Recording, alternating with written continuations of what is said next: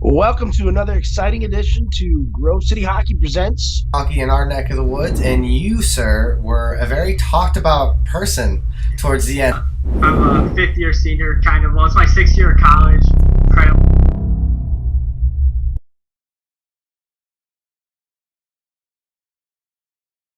Welcome to GCH Podcast. I'm your host, Ben W. Stock. I'm here with my tag team partner, Colin Corbett. How you doing, Colin? Doing good, buddy. But the real introductions are for the two on the bottom of our screens, huh? Yeah, we have Mike Farinelli and Karl Richardson joining us. How you guys doing tonight? I'm doing good. Doing real good. It's real fun. 9:24 on a Thursday night. Let's have at it. Yeah, let's go, right?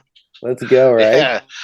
All right. So let's talk about, Karl brought up something interesting the other day. Let's talk about the state of roller hockey, maybe going on. You guys, all three of you guys run leagues in your respective areas. So tell us a little bit about that. Yeah. No, I thought it'd be something interesting to talk about. Just like a couple of things that we've had happen here in the Metro Detroit area, like over the last 30 years. Right now we have maybe three and a half facilities that operate inline hockey. So you got like the JCC, you got Fraser Sportsplex. I guess you could kind of count Livonia Rec Center, but like they really don't run roller hockey. It's like a place you can play roller hockey if you're like really determined to do it. But Right. like the list of buildings that have closed in that time period, you got Sports Forum. There was the soccer zone on I think it was on 15 and Mound. 15 and Mound. I knew you'd know.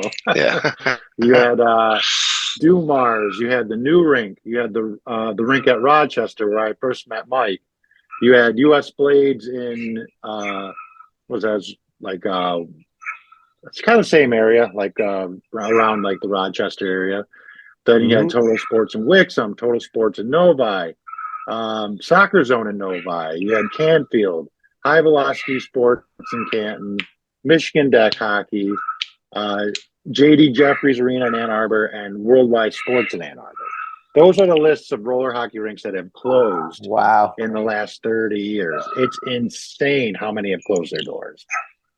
So, like, the thing that I always think about, and I think would be an interesting topic to discuss, is like what's going on in the sport. Like, is the sport shrinking away? Is it dying, or are we just kind of reaching a level of where we had a giant growth in the '90s, and now we're kind of settling into like a new normal.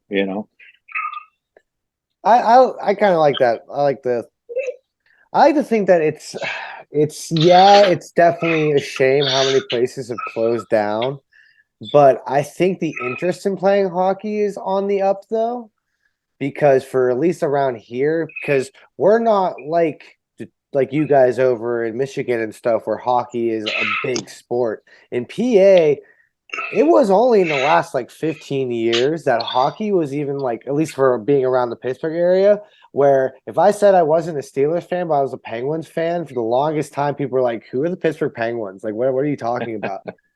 And then, but yeah, no, I've seen a lot We of still say that in Detroit too. yeah, whatever. But I will say, like, just what I've noticed since I've taken over running leagues and stuff, I mean, the number of teams that I am starting to have to manage, like league-wise stuff, it's constantly growing. It's just a shame, like facilities. I don't know if it's so much that just like how much the economy has taken a hit over the last few years has really been a factor, maybe. But I don't know. I think hockey isn't necessarily dying out, but it's just people think ice more than inline, So I can pick up a run with that. I don't know if the sport is necessarily dying, especially in the Midwest or Michigan. Yeah. It is changing though. I really believe that if you look at it and go, hey, in the 2000s, that was the big boom, so we have to replicate that to get to where we were. And the reality is that's not where we are now. And I would say that this change started way before, and obviously most people know I used to work at Joe Dumars. I'm the director at Fraser now. But even before Dumars shut down, you started seeing those changes. There was a youth league that was pretty big. Matt Koleski ran a great league over there and had anywhere between 150 to 200 skaters for probably the last 5 years. And then maybe 3, 4 years ago, the summer suddenly just didn't have roller hockey. They didn't run it. They went to the Border Cats and went to the tournaments to support the State Wars, Norwich Tours, everything across the board. But you saw, again, things were changing. Players are starting to go to ice. They stop with the interest in playing roller hockey 3 times a week, et cetera, et cetera. And I think that's kind of where we are now. For us in our summer season, which we're actually registering for right now, which begins April 1st till August, we anticipate about 185 to 200 kids to register for our youth leagues this season. Right now, we're sitting without youth at about 125 teams. So clearly there's success and there's a demand. But what both of you are saying, I have to agree, though. I have 125 teams and I have no youth league operating right now. And that's scary. That means at some point, Karl and I are going to retire, we hope. And somebody's got to be the next guy that's going to either take our spot or be the next players that are coming through. And right now, it's different. I will admit, when you talk about the Midwest, and I'm not calling anybody out, I think it's a positive thing because it's the best thing we got out of the Midwest. There's a lot of big orgs, and I would even say the Border Cats out of our rink are one of them, where, okay, it's summer, ice is done, time to put the Border Cats together, and they go play everywhere, and the same goes for the couple orgs around. Okay, summer's done, it's time to go back to ice, and we'll see you guys back in April of next year. And so I think the real challenge now when we talk about, is it dying? No, but it's changed. How can roller hockey in the Midwest adapt to that? Is it time to say, hey, maybe the goal shouldn't necessarily be to have roller hockey as the off season for ice players? Maybe there is a way to grow a homegrown roller hockey base that isn't interested in going into ice. Yeah, I can. I can absolutely, say, absolutely. Yeah, I can personally say I've always enjoyed playing inline so much more than playing ice. Like even as a kid, I always had way more fun. Like just I don't know. I like the pace of it. I think more, but I've always been one of those people that like inline more than ice, playing wise for sure. I mean, for me, I started, I was not a youth player. I started playing roller hockey when I was 18, 19 years old. And it was because we couldn't afford not just ice, but we couldn't afford roller. I still remember going to, here's my embarrassing story for the podcast. My first ever tryout for a high school, we couldn't afford the gear. So I showed up in jeans and I tried out and unfortunately didn't make the team. And sure enough, here I am later. But it was, you bring up a good point though, right? Where especially where costs are going up all across the board for everything, right? It's amazing to watch these ice bills at, I'm obviously at Big Boy Arena in Fraser, home of the Big Boy organization and plenty of other ones. And some of these ice bills, and I'm just going like, what are your parents both surgeons? How do you afford this? I have no idea how in the world you can do this, but yet they do. Yeah, no, that's true. I'm glad you brought up how you got your start in hockey because, like, my story is kind of similar to yours. I probably started playing a little bit younger, but the first hockey league I played in was run by the 4-H, which is like an agricultural like community group. Like it's like if you're unfamiliar, it's like a YMCA or a Boys and Girls Club, but it's for like kind of rural areas for like farmer type. So so they do like animals and stuff like that. Like they'll show cattle, sheep, pigs, stuff like that, and then they get a scholarship. Like when they sell their animals at the end of the season or at auction, all of that goes into like their college fund and stuff like that for the future. Yeah, you're right. And so the first hockey league I played in was run by the 4-H, and it was run in the parking lot of a high school. And like where I lived, there weren't any ice hockey rinks. There weren't any inline hockey rinks for at least half hour, car ride down the road. So that's like where I got my start. And and here I am today. I'm running hockey at Taylor. I'm running Maya. And if it weren't for that 4-H league, I wouldn't even be involved. And sometimes I wonder if that's like what's missing is like these grassroots programs where it was done outside. I think it was like $25 to play, if I'm remembering correctly. It was dirt cheap. And that was the only way my parents could get me involved was because it was so cheap. Like, hey, this is something that we could afford. So, so here we are. And like, I think, so like if like stuff like that seems to be missing now. There's not that outside drive to get players to like play street hockey. Mm-hmm. I mean, that's how I mean, I got a very similar start to you, Carl. I'm literally the only reason why I had skates and stuff is because they were hand-me-downs from my older brothers. Like, and we played at a place called Tri County, and it was just like that. It was an outdoor thing. A family owned it, and it was super cheap to play. And that's how I got my start. I also lived near closest to ice, but again, I just wasn't the biggest fan of ice for some reason. But yeah. Yeah. So my start was actually pretty much the same as you guys because like I did my first inline league when I was 17 or 18. I did 2 years and then I didn't do any like and then I started to travel up to Kalamazoo. And then of course their soccer zone they closed down. You had a couple of rinks up in Grand Rapids. They closed down. You know, and it was and you could tell that it was like um not necessarily mismanaged, but like the lack of numbers because not only was everybody going there to play at to begin with, but then everybody starts to develop their lives and everything like that. Some move closer to Detroit, you know, others will go to Chicago and start playing over there and just you know it just kind of getting it to stick in the west side was really tough, you know. Yeah, that's interesting. It's interesting that you mentioned like mismanagement. Like sometimes I wonder when so you had the 90s, right? And you had this big roller hockey boom where everyone Just their best friend exploded. wanted to play roller hockey. Right. And I think because I don't want to say it's you can set up a roller hockey rink anywhere. You can set it up in the middle of a warehouse, you can set it up, you know, in an ice hockey rink. Tennis courts was really popular in my area. Right, right.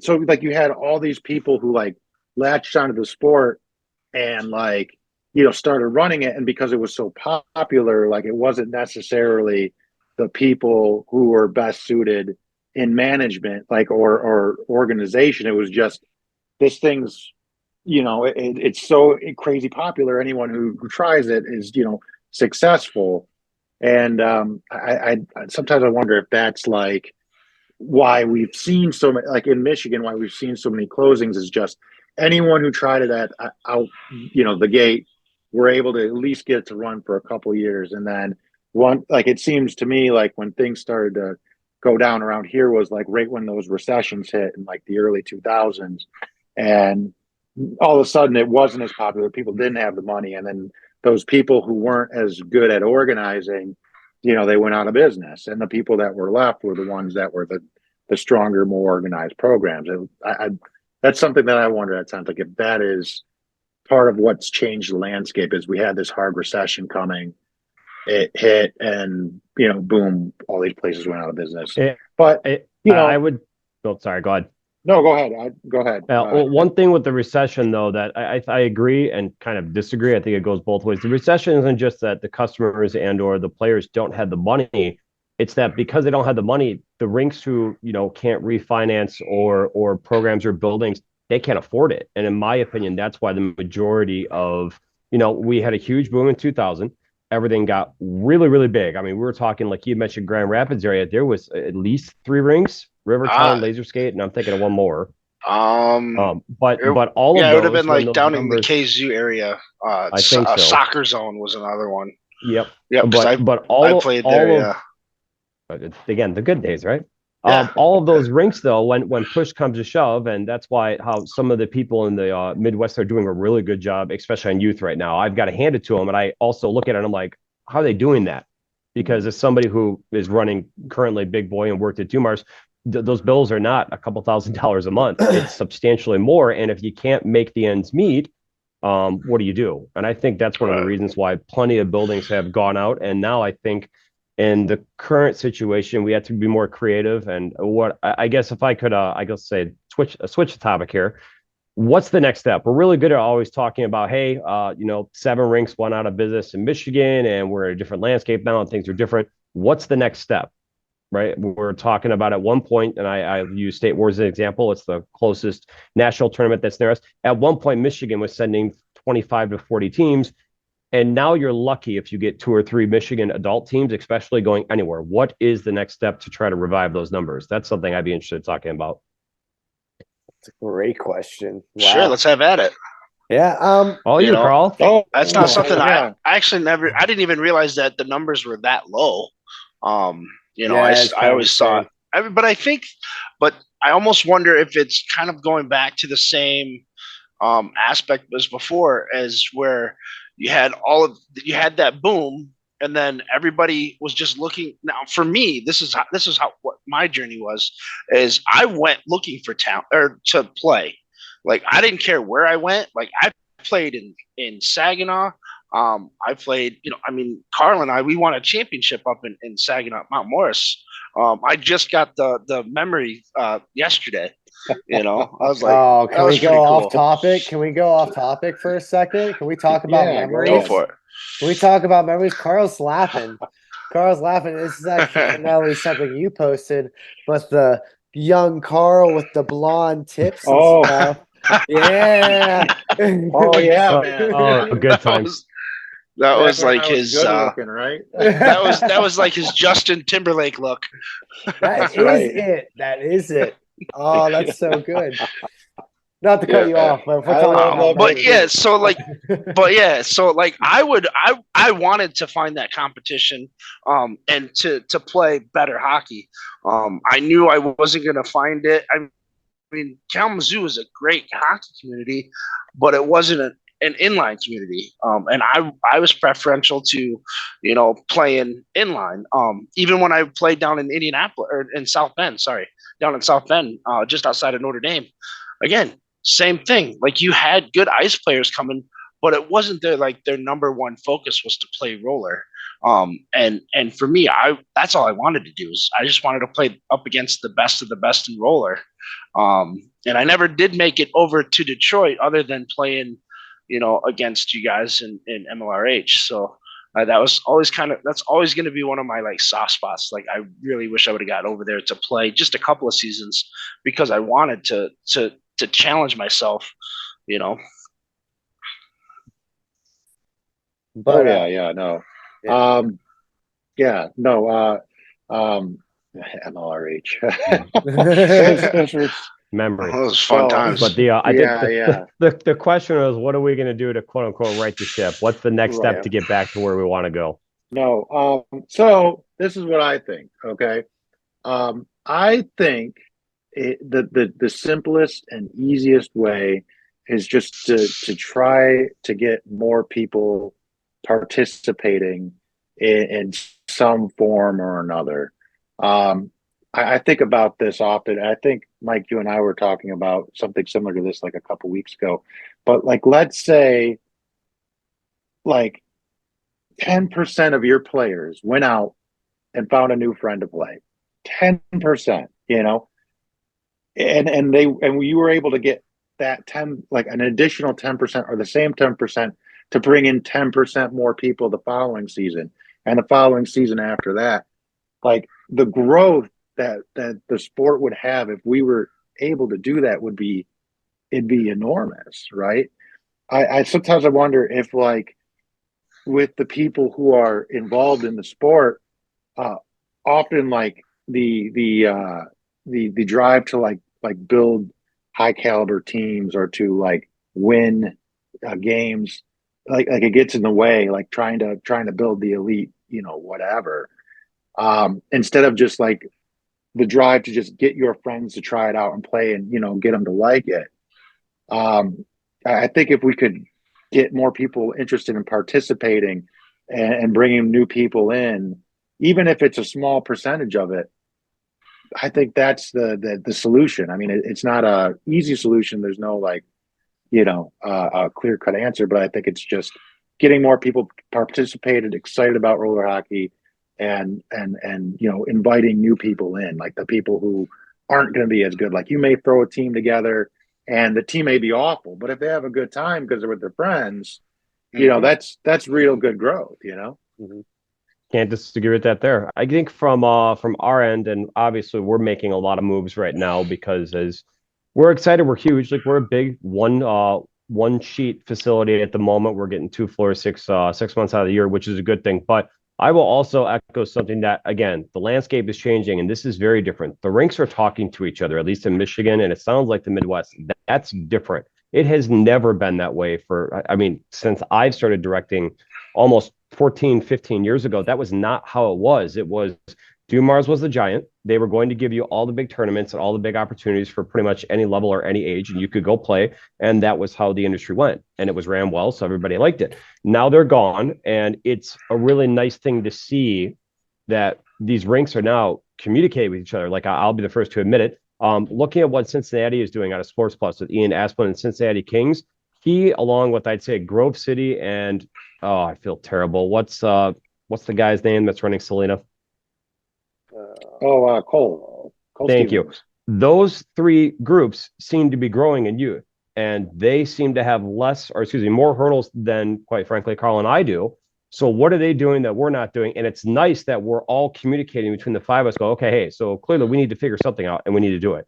And I think when you say, some kind of incentive of, okay, congrats, you played for one season, hopefully you had a good time. If you bring a friend in, you get 25% off the next season and so forth, whatever, call it a family discount, team discount, to two-player discount. I do think we have to standardize a lot more. I think that one of the beauties of USA Hockey or any governing body is if you're a business owner who's maybe not an administrative skilled person who just wants to run a hockey rink, maybe you're a guy that wants to see their program grow. In USA Hockey, they're going to give you, okay, here's learn to skate. Here's the 6 weeks. Here's what you need to teach. Here's how it's done. And this is how you offer it. If that was standardized across the board and we actually did not just here's how you instruct people, but for example, you need to go to, and this is what we're doing right now. We're seeing a lot of good response out of learn to play and learn to skate is we're sending flyers into schools. We're getting into the local schools within 20 miles, and it's making a big difference in our numbers. So for us, the next step is to continue growing that and then convert them into our youth leagues.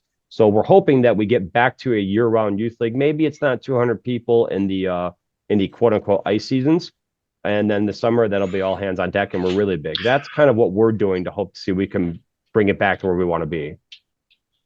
Go ahead, Colin. And the other thing too is we need to make it easier, I think, too, for youth programs to partake in like different like travel leagues and stuff, because I don't want to butcher the story, but I mean I've heard that sometimes you have to like meet certain requirements to play in some of these like youth travel leagues and stuff. And let's face it, a lot of parents, they're not going to want to put their kid in something just to like not watch them grow and develop and play at a competitive level as well. You know what I mean? And if you're somewhere small like we are in Grove City, we have to work together with other leagues in order to get our kids a chance to play. I think you hit it on the head, and that's why it's really nice that these rinks are talking. Again, I'm going to go right back to the Cincinnati Kings, right? Yeah. He's done an awesome job to grow a lot of, and this is no harm done, right? And grassroots is the way where you start your programs into A and AA teams. Now, mind you, and I quite frankly, we're one of them, is we have the Border Cats. We are primarily a AA and AAA organization that operate out of FRHL, and that's ran by Christine Height and Drew Height, and they do a phenomenal job. They've been around forever. You've got the Palma Knights out of Chicago. You have Farm Tough out of Wisconsin. They're good. So every time the Cincinnati Kings go up against them, holy smokes, like they've got a game on their hand. And I'm hoping that with this discussion, somehow something, hey, you know what? We got a lot of single A and AA teams that are maybe on the weaker end. Maybe there's something we can do for them.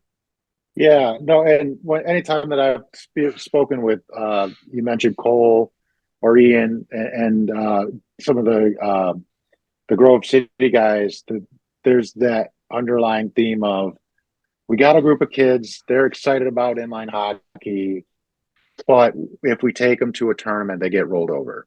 The kids get discouraged and leave. And I do agree that there needs to be something for those kids to play in, like, to where it's not the AAA kids, it's the other kids that are just looking to have a good time, and like the thing, I don't know Ian or the guys out in Cincy so well, but it seems to me Ian's just a guy that loves roller hockey, was like, I want to put together a youth team. So he just went out and just tried his best and did it. And everything I see is like, this guy's knocking it out of the park, So like, it's just someone who went out there and got involved, and put together something that looks like really relevant for us. I agree. Yep, I think that's in on head too. So now you guys, Mike, you mentioned that you got that you're getting back into the school systems now. Do you think that it's possible that it might be a marketing issue? Like a lot of these parents don't know that these programs exist. I think that's a big part of it, trying to get involved with the schools. And again, I can't speak for anything outside of Michigan because I don't have experience, but sometimes that's very difficult. Like, anytime that we're willing to spend the money to get flyers and give free instruction and whatnot, it's amazing how many schools will go, okay, so who are you with?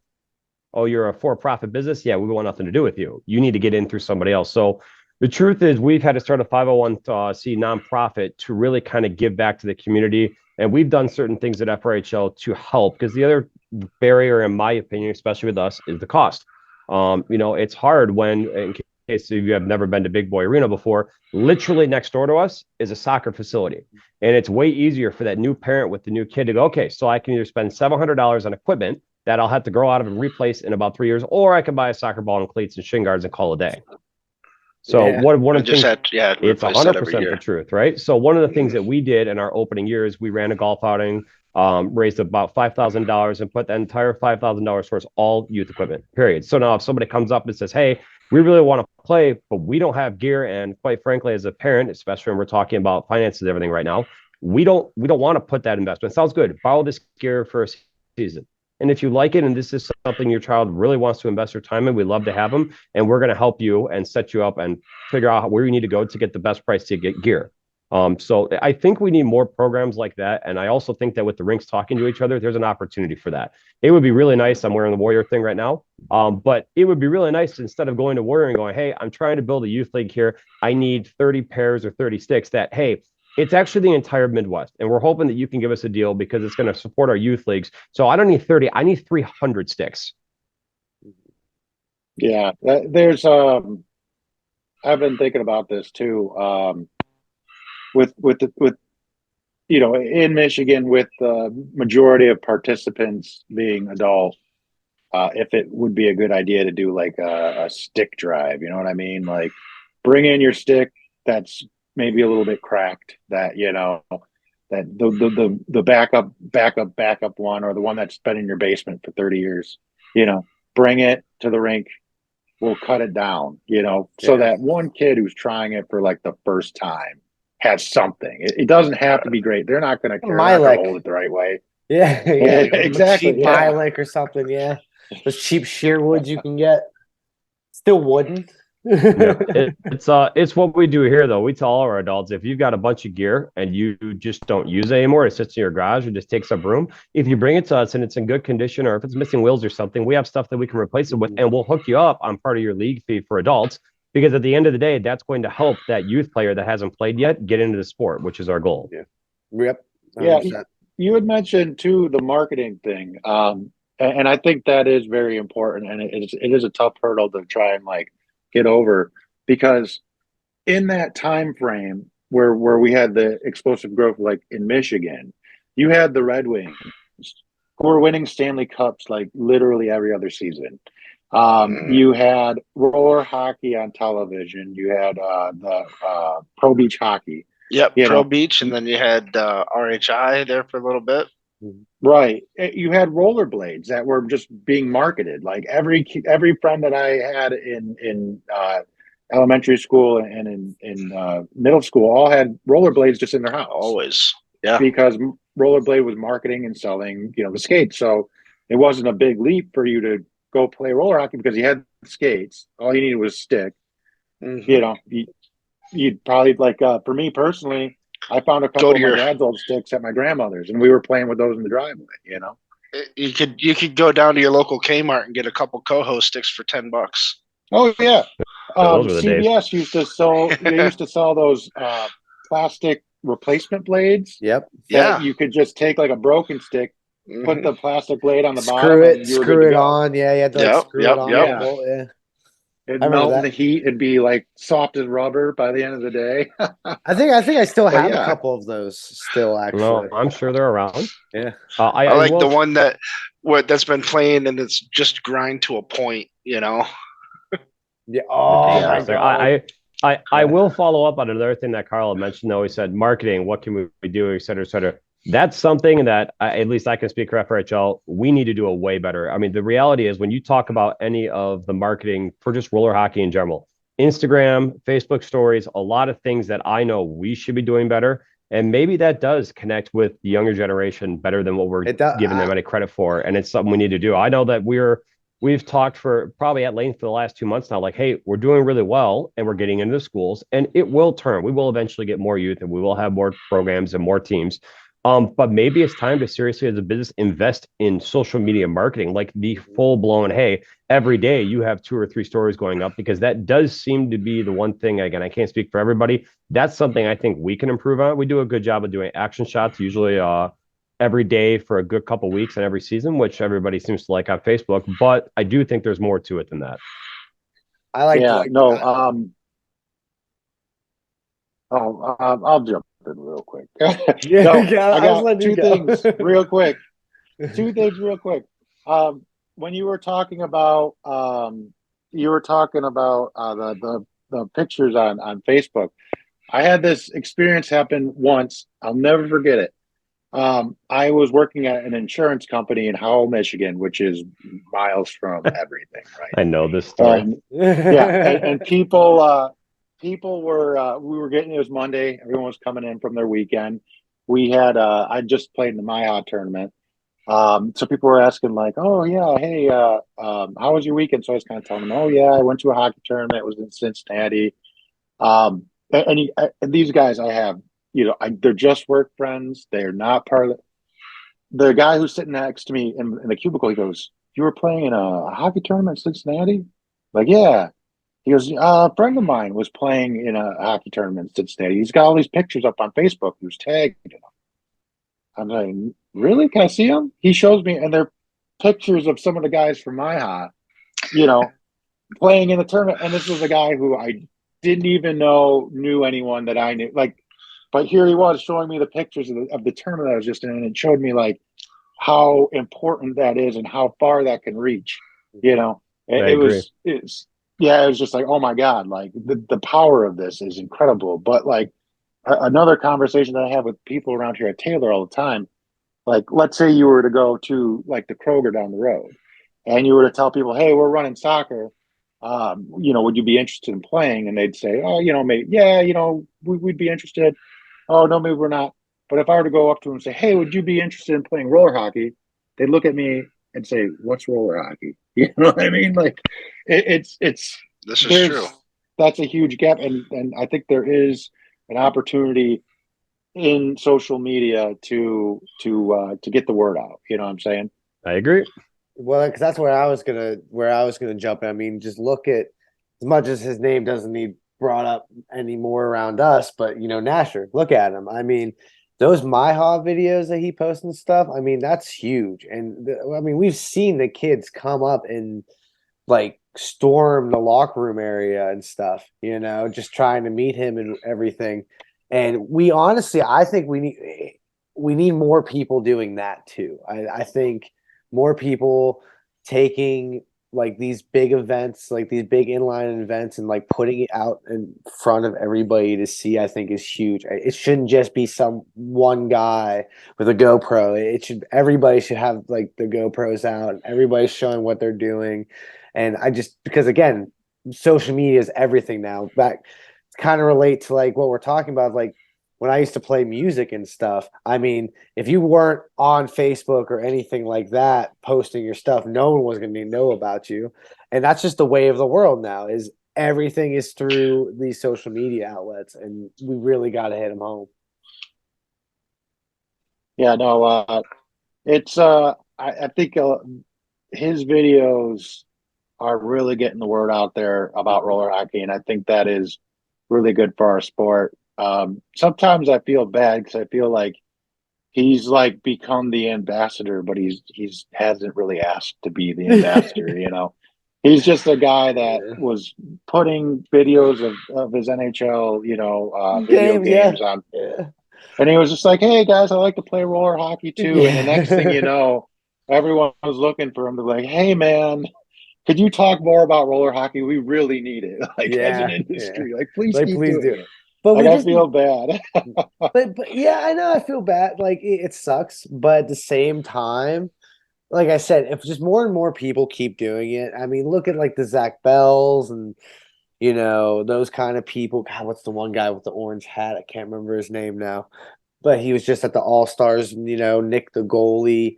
Uh, they have these shorts going out and getting millions and millions of Oh views. yeah.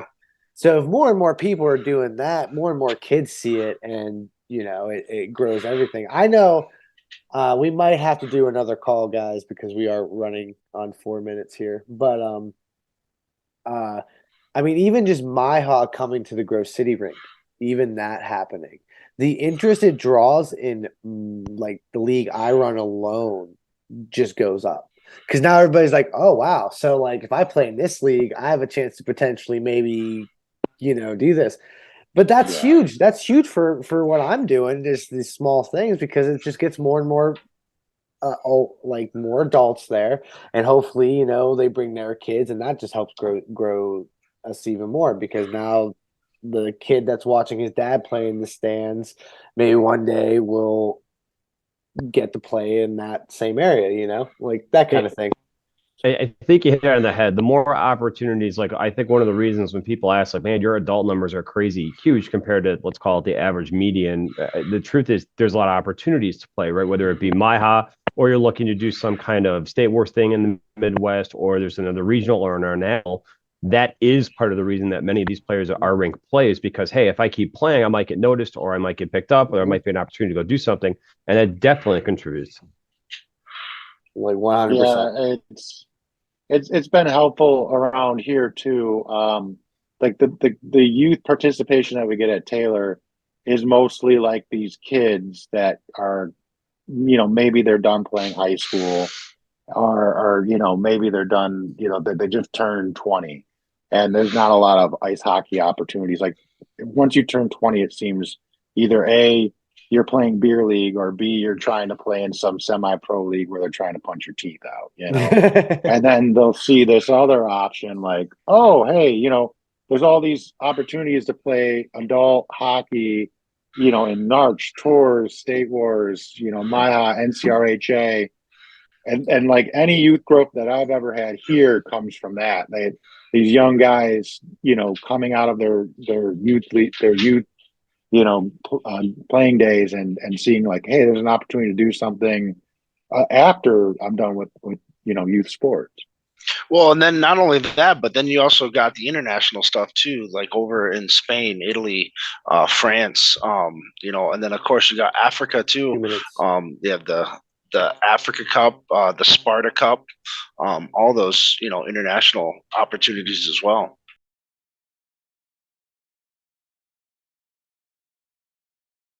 Hey, Colin. Hey, buddy. Hey, have you had a chance to check out Conway and Banks hockey bags yet? Actually, I have, sir. Today's episode is brought to you by Conway and Banks Hockey Bags, one of the finest and probably the top of the line hockey bag on the market right now, with their wonderful materials and everything else that goes along with the bag. If you want to keep on going for me, bud. Oh, I would actually go so far as to say that it's the premier hockey bag. Whether it be your shins, elbows, your gloves, your helmet, it all has a special place, and it also comes in a very what's the word that I'm looking for with the quality of the bag is it's one of the premier bags. If you have kids that are just starting out, or kids that are just trying to be more responsible, or if you're that guy that used to throw all this stuff in and was always losing their gear, whether it be a glove off to the at the rink under the bench, here you can just look straight down into your bag and be like, I got everything, I'm good to roll. Yep, and another nice thing about it too is they have a multiple different styles. So they have player, they have coaches, they have the backpack that you can pre-order right now, and they have a goalie bag. Honestly, I'm looking to get one, and if you guys go using our promo code Grove City Hockey in all caps, you can get 10% off one of these high quality bags. And guys, we recommend it highly. They sent us one in, and it is a phenomenal bag with the dividers organized, and not to mention they also have these nice vents on the sides, so that way airflow gets in there, and you can finally battle that horrible, horrible hockey smell. So, guys, I don't think there's anything else to say about it other than go to Conway and Banks, check out these bags, and use our promo code GrowCityHockey in all caps for 10% off. Get your Conway and Banks hockey bag now. I got an idea.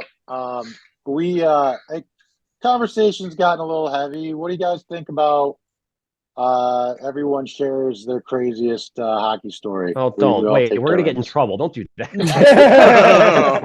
Let's do it. Let's do it. Within reason. Within reason. There you Within go. reason. Okay. So, all right. So, what's your favorite hockey memory there, bud? Who you Oh, asking? God. Yeah, which one? No, I'm looking at three of you. It doesn't matter. And whoever wants to take the heel on this one. all right. I figure it's only fair that if I'm the one that brings it up, I'm the one that should tell the first Go story. first. Right? All right. Sounds good. Okay. And I can't even say it's my favorite story. It's a terrible story, but it's the best one I got, right? So, okay. I'm working at Canfield Arena, okay? And we just started we've been in business for about 2 years. I already know the And, story. Good God. So we've been in business for about 2 years, and we're trying to bring in every piece of business that we can find. So we're doing roller derby tournaments. We're doing all the hockey we can do, ball hockey. We're doing lacrosse. And one day, the guy who was my boss, Ken, he gets a call from a circus. And they're like, yeah, we want to come in and host a circus at your arena. And I'm like, no way. So I'm like, are there going to be like camels and elephants? Like, what are we talking about?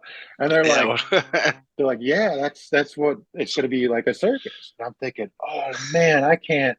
This is going to be awesome. I'm going to like it. I'm like imagining I'm going to be taking a selfie next to an elephant. I'm like, this is going to be so much fun, right? So we start getting this thing put together, and like there starts to get like rumblings that the city's not exactly pleased on what we're looking to put together, right? So but and this is a city owned facility. We're just leasing the building, right? So so anyways, we're like, we need the money. Like, we're a new business, like we're gonna have to put this on, like we have to pay our bills, right? So so we're just kind of telling the city, like, it is what it is, like, we have the right to try this thing. So they send an inspector out to check out the building to make sure everything's up to code. The fire inspector comes in, and he deems the building unsafe for human occupancy and completely shuts the building down. He puts these signs up on the doors. They padlock the building. This whole thing happens while I'm on vacation with my wife. I get a call. I have I don't know if everyone here knows Dominic Stankiewicz, but he was working with me at the time. I get a phone call from him. I'm in Montana. Karl, the building's been shut down. The police are here. They're shutting us down. We're done. The business is over. I'm like, what are you talking about? Like, So I'm like, call Ken. So I'm on vacation. I get off the phone. I'm just like, what am I gonna do?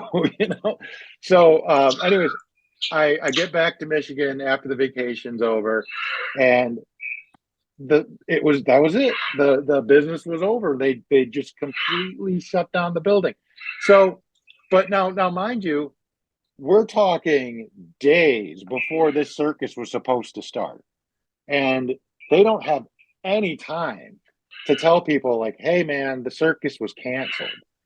So we're in the building the day that this circus is supposed to happen. We're in the building, and we're just trying to pack things up. And I mean, hundreds of people are coming to the arena with their tickets to like come see the circus.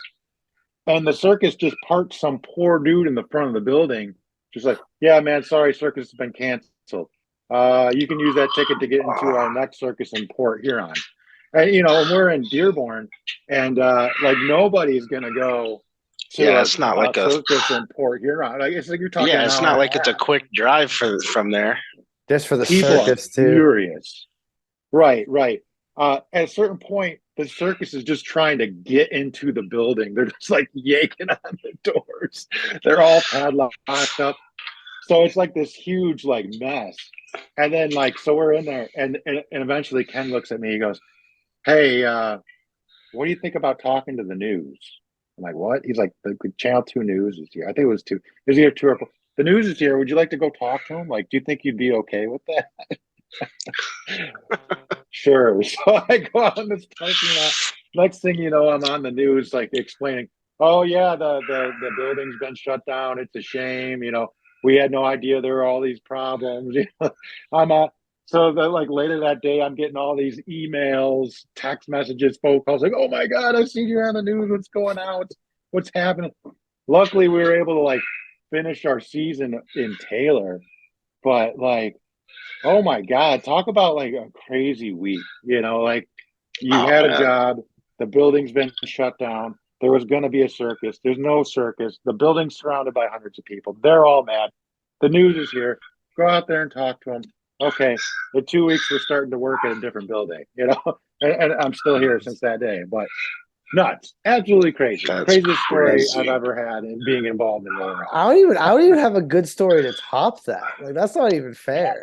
Like, Well, I don't know if you can top I that. would say not one that you're probably allowed to say on this. That's yeah, for definitely sure. not allowed to Right. say on this. I'll tell you what, I'll go next. Mine is a little more like, I wouldn't say it's a crazy moment, but I remember, especially now looking back at my early parts of my career, where like I kind of was somebody that did things differently. That's why the revolution was actually called the revolution. We made that because it's like, all right, we want to be different.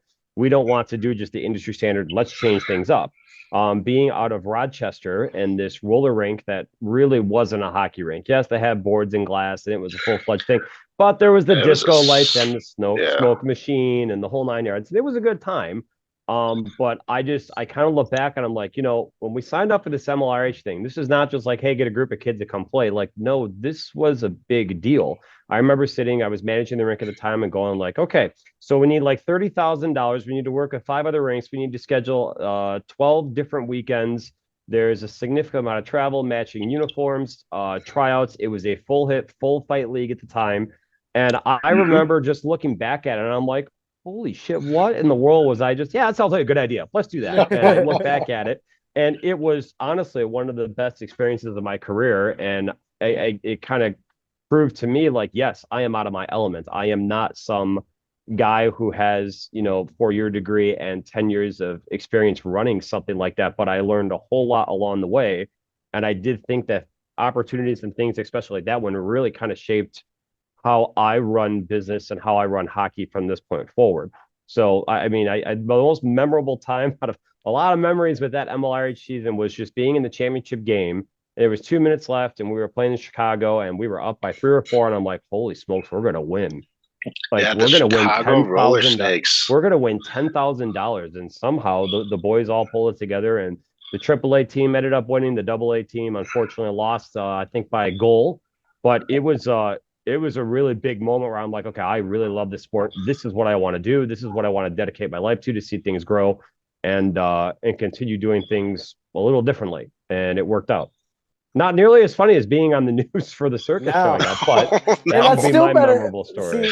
See, and that's probably even better than mine because like kind of all I got is I had a fun like Sandlot moment with hockey.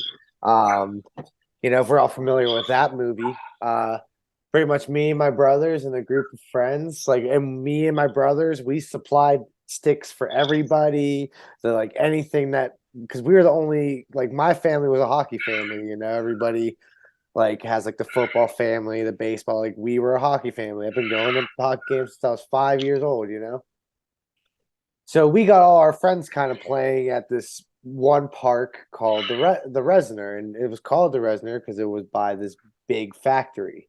So we were just all hand-me-down gear stuff playing hockey. Well, it goes around school. We're playing hockey, and a bunch of these like upper class kids hear about it and like, hey, why don't you come to Brandy Springs Park and come play us in hockey? And of course, with words I'm not allowed to say on here, some chirping started, and we all just started laughing because maybe they did have a few guys that were like maybe good at shooting or something. But my brother was a hell of a goalie, and we knew we had that in our back pockets. Like, yeah, these guys aren't scoring on him. And they were just talking about, oh, we'll play to like 21 or something. We won't do time. We'll just play the score. I'm like, you guys aren't getting it. Like, you guys aren't. It is happening. Then we ended up, playing, and I think the game was over in like, would be pretty much like 20 minutes. But that's all I really got, man. That's nothing crazy like you guys. That's a cool story. Well, it was fun being all ragtag looking, and these guys at the time, that's when Reebok started kind of like coming into the NHL and stuff, and they had those really crappy Reebok sticks that like first came out, and they had all the new gear. We're still rocking Coho, and we just destroyed them. That's it. That's all I got. Yeah, so mine is definitely would be Major League Roller Hockey in Chicago, and I the Rochester and was a good experience too because that was my first take into hockey in on the Detroit side, but walking up into it would have been the second season, so it was um, right after that first season, they had the Roller Snakes had a team or were playing out of Santa's Village, and this beautiful barn. Guy was doing all of the work by himself, but outside it was literally Christmas, and I was just like walking in, and you got a snowman over here, reindeer on your right, Christmas trees, blown up Christmas trees and stuff. I mean, and I think there was even like a miniature golf course there. Like Well, it that's was kind of literally sick. Santa's Village. I don't remember this And at all. well, I don't think you were there. I don't Probably think you were not. there for that one. No, no, because I think it was just it was us and Chicago, and I think there was like one other team. It was I can't even think of who it was. Um, but the guy was doing like all of these renovations and everything by himself. He also, so we do the tournament or we do the weekend. We go undefeated, and then like that following week or the week after, the city comes in and shuts his building down. Oh, Yeah, been there, man. same, Yeah, pretty much the same thing too, man. Yeah, And We all that have. barn, yeah. that barn was beautiful. Like that was like incredible. I You guys want to know something too about the Grove City rink? So this place, this like kind of sports rec center, like opened up in Grove City, and I mean it was everything kind of like what you guys have down like Taylor, right? With like the sports complex, like the soccer field, and everything. It's supposed to be one of those, and literally it was into its second session. We just had a game. It was a blast. I got like my one only goal. I probably would have only got that session, but I was super excited. And literally, we play that Saturday. Monday, it's in the papers. Born to Run, closed down. Uh, City will have conversations with owner to try to keep going, but it pretty much said it was gloom and doom.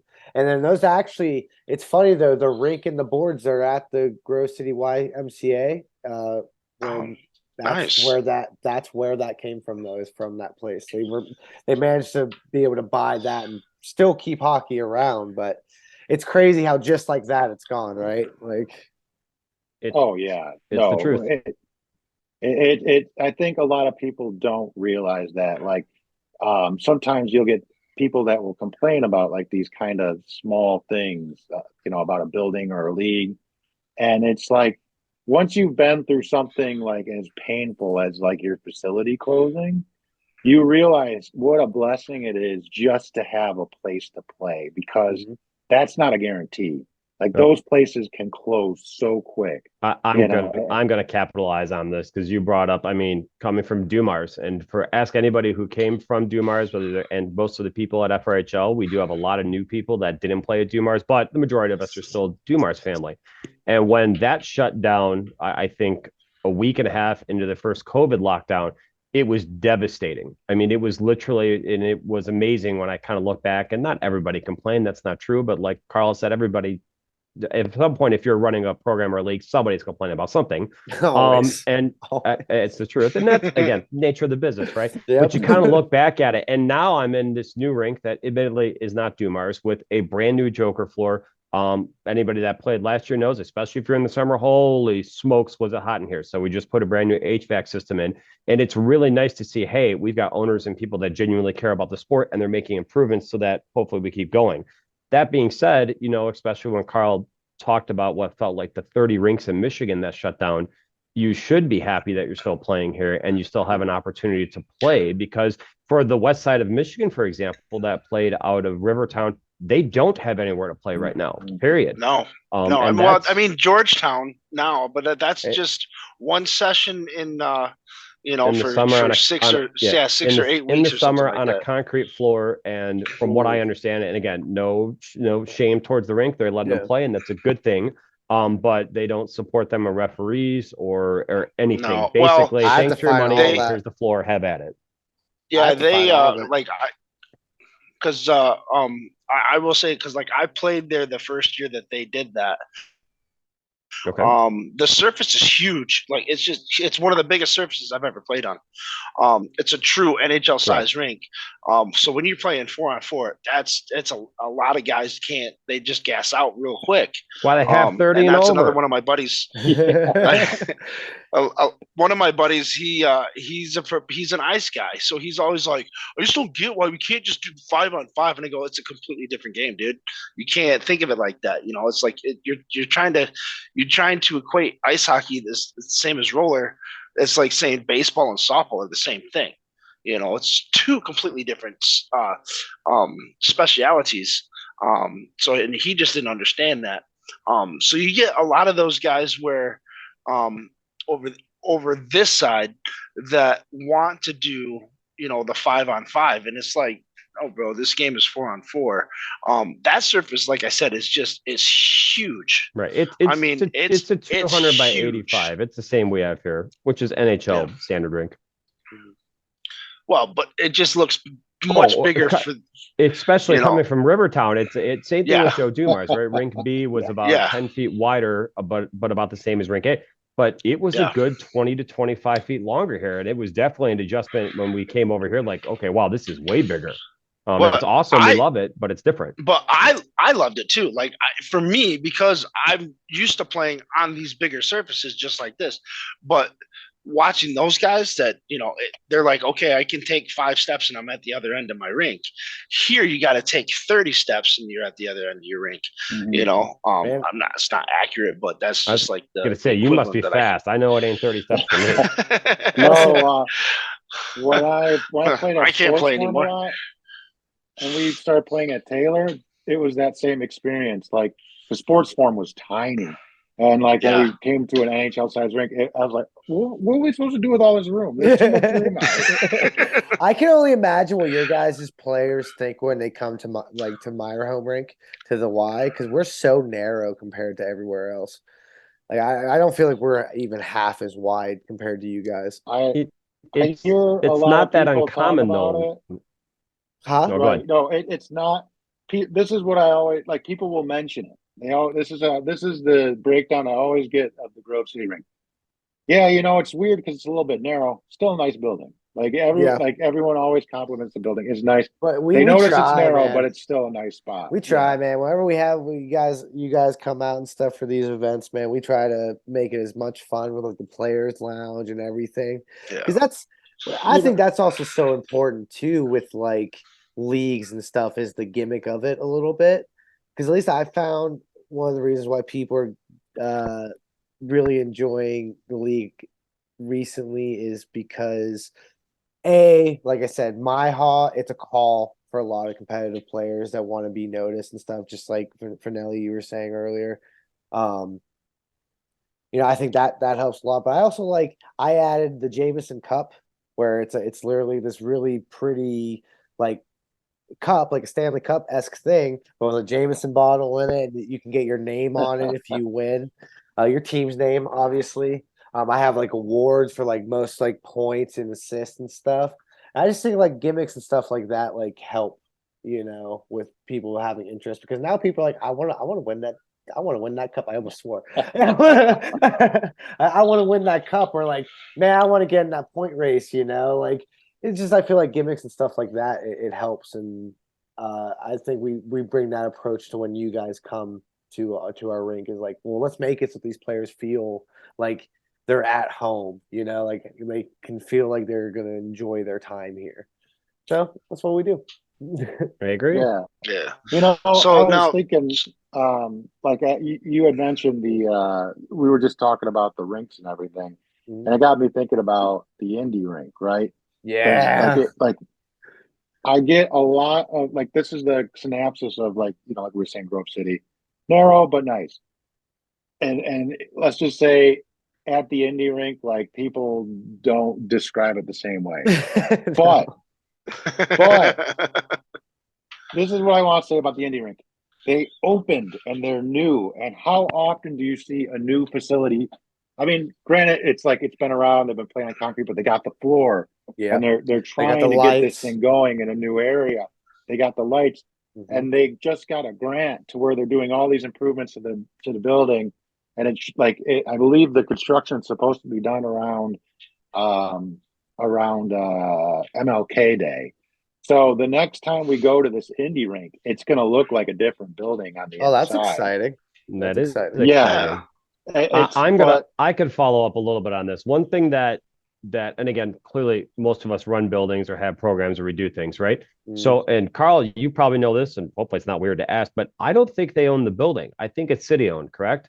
no, you So are it's right. correct. Yeah, So you are right. we are in the same position here at Big Boy Arena, right? We are tenants. We lease the building. So when people are going, you don't have air and heat.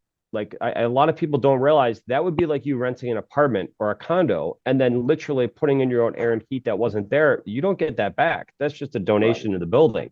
And so when it's like, well, that's the minimum, but we can't raise prices to make it. And it's like, guys, this is how this kind of works, right? When Indy, I know the number one discussion always, and I'll leave names out of it, is there's a gap in the floor, right? There's that floor because in the winter it's freezing and the floor shrinks because any kind of sport court, still mat and or joker floor, any kind of hockey surface is temperature resistant, but not foolproof, right? You need climate control. And without it, well, here's the reality. A brand new floor nowadays is $40,000 to $60,000. So now if we are constantly, okay, my house coming out, so let's pay the labor and go all the way around the rink and cut the boards exactly where it is. So it's perfect. That's a large amount of money that you are paying per month. And what players I wish realized, and of course it's easy from my perspective to say this, is that money just doesn't come out of somebody's pocket. It goes into your fee, which means that if we keep doing this, it goes up. But like I had mentioned earlier, the rinks talking to each other. It's nice that, reached out to me or we spoke the last time I was in India. Like, what do you do? I'm like, well, what we do is honestly what we did at Dumars. There's the yellow kick plate that if you're willing to take all the screws off and saw off maybe that much so that part of the tile can go under it, it saves you a little bit. There's other moves you can make besides investing six figures into HVAC and AC, which most tenants don't want to do. Probably from a business move, it's not a smart move to do.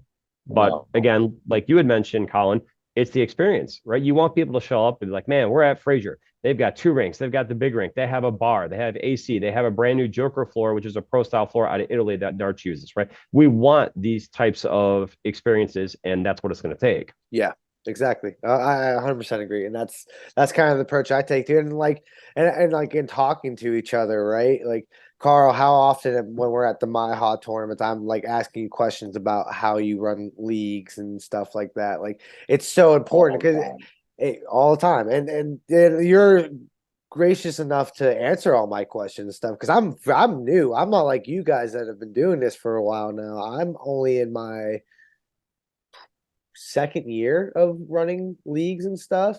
So like on a public platform, I wanted to say I thank both of you guys because I watch how you guys do it and I've learned a lot from it.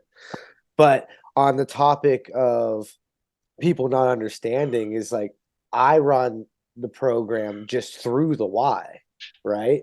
So I get all the times, well, this is broken, this is broken, this is broken. Well, guys, all I can do is take it to the facility, and Amen. whether or not they decide to fix it, it's not up to me, man. Like, and the only Same here. I work for Taylor, and it's the exact same thing. I just work here. yeah. I can't repair the entire building. I can't open the concession stand. I can't open the pro shop. Mm-hmm. I'm just an hourly guy. I Yeah. feel you. Don't get me wrong. What I would love to do if I had full reins of that rink is completely different, you know. Because I also have working against me as much as the new guy that's in charge of the arena area back there. His name's Tanner. He's really cool about hockey. He plays in the league and stuff. He helps me out immensely, but he gets discouraged all the time too. And I might have to edit this out. I probably should ask him, but now that I'm saying this out loud, too late. We're going with it. He gets discouraged too, though, because they'll do all this stuff for basketball in this back arena, right? Because I'm sure you guys see that we have the basketball nets hanging. Like they'll do stuff for that. They'll cancel some programs because we have a bunch of colleges like come through for rent for practice time and stuff. And it's I wish more people understood, like, we're working with what we got to just try to put this on so you again have a place to play.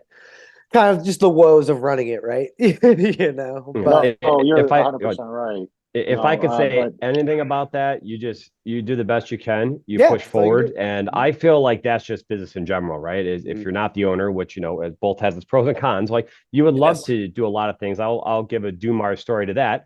Is anybody that's at Dumars knows they really didn't ever invest in the building, not very often. There was one time in the recent past they did, where they completely renovated a small area. And I mean, they put a decent amount of money in it where there was bowling and there was darts and it was an extension of the bar. And I remember just sitting there with Maddie going, okay, so they're putting like $35,000 into this. Do they want to maybe repair the 3 air conditioning units that aren't working on Rink A? That seems like that's something we should be doing. But it's like you said, what am I or anybody that I'm working with going to do about that? At the end of the day, we do the best we can, which again, sorry to turn it back to FRHL, which is why I'm excited to be here, because when it's like, hey, it got really hot and a lot of people were not happy they were playing hockey in 84-degree weather. What are we going to do? Okay, well, it's probably not the smart move, but we got to put AC and HVAC in. So we did it. And there's just a lot of examples like that here, which make me proud to be here. And I'm happy in the direction we're going. So now here's a follow-up question. So what more can we do to continue to grow the game, not only in your perspective, demographic markets, but like elsewhere throughout the Midwest too? Have fun, Karl. Yeah, no, this is what I think. This is what I think. If you're in an area that doesn't have an arena, still play hockey. Get some skates together. You got kids, take your kid out to a parking lot, shoot a puck at a net for a little while, invite the neighbor kids. Like, I think if there was more grassroots stuff like that in the areas where there aren't the arenas, like in Detroit, or, there are a lot of areas where there just isn't a rink. Roller hockey doesn't need a rink. You could play in the streets, and if, like, I mean, 8 to 10 kids, as someone who, like, puts in all this work to try and get kids to play. If you're somebody and you're just having fun with your kids and they invite their friends, and you get you get like 8, 10, 15 kids, even if you only get 4 or 3, and they get involved and they love the sport, it's so huge for us. Like, just something like that. So what if I tell you that there's a hockey rink halfway between Detroit and Chicago that's outside? Yeah, no, I'd be very interested in hearing that. Because it's a league that I coached in when I first started, traveling and playing way back. And it's literally, it's in White Pigeon. I was surprised that they still are going. But coincidentally, they they also have the acronym of MIHA. But they're the Michiana Inline Hockey Association. There's both out of Indiana and Michigan. But yeah, it's literally half. It's halfway between Detroit, halfway in between. It's a full NHL sized rink. Last I knew, I don't know the condition that it's in, but they bought brand new. I mean, the this guy passed away and donated this little section of land, and they put $1 million worth of poured concrete, all that stuff, and the boards and the dasher boards and everything was all brand new. Mike, have you heard about that street hockey league out in Toledo? Yes. Oh, Like that's something too that people like. It's something I don't hear a lot of, amongst the regulars that I talk with. It's my belief that if there is any one form of hockey that isn't inline hockey that the state of Michigan has not tapped into correctly, it's ball hockey or deck hockey. If we had 2 floors here year round and we couldn't fill it, we would 100% be looking into that, because, we've echoed a couple times on this call, hey, to grow the sport, we need so-and-so to bring their friend or somebody to come try it out. And unfortunately, skating is kind of a barrier to some people that don't want to take the time to learn how to skate or don't want to buy the equipment. But if you don't have to skate, all you have to do is run, that's much easier. And I think even if, all right, well, I've played deck hockey, it's been fun. Now I'm ready to step into inline hockey. And that's another method to get more people into the sport. That's something I really wish that we had the capacity to try to get into. And maybe in the future we do. I wonder if there are a lot of little programs out there that we just don't know about, like it's some outdoor rink. Well, and that's where like the marketing comes into play, where like we need to get the word out, better. I know that like there's a lot of people that don't even know about the international tournaments that are going on, or Heck, like the World Skate Games. I didn't know about the World Skate stuff. I mean, you learned that earlier this year. He sent me something in French, and I'm like, "What? I can't read this, dude. It's in French." Like, oh, you gotta Google Translate this, but we gotta wrap this up. Mike's got to take care of some business here pretty soon. I'm watching a fight develop, making sure it's nothing crazy. Oh no!